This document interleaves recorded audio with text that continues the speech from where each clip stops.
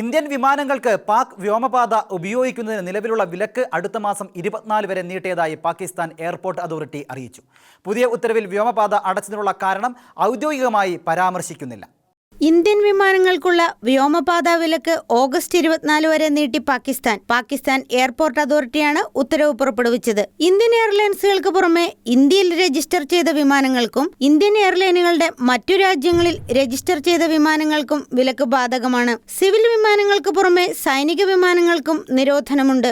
വിലക്ക് കാരണം കൂടുതൽ സമയമെടുത്താണ് ഇപ്പോൾ വിമാന സർവീസുകൾ നടത്തുന്നത്. കൂടാതെ വിമാനങ്ങളുടെ ഇന്ധന ചെലവും വർദ്ധിച്ചിട്ടുണ്ട്. പുതിയ ഉത്തരവിൽ വ്യോമപാത നുള്ള കാരണം ഔദ്യോഗികമായി പരാമർശിച്ചിട്ടില്ല. പെഹൽഗാമിലെ ഭീകരാക്രമണത്തെ തുടർന്നുള്ള ഓപ്പറേഷൻ സിന്ദൂറിനെ തുടർന്നാണ് ഇന്ത്യൻ വിമാനങ്ങൾക്ക് Pakistan വിലക്കേർപ്പെടുത്തിയത്.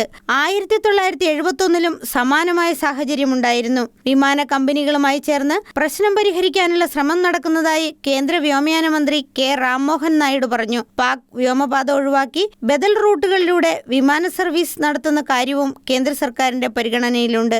National desk Shekinah news.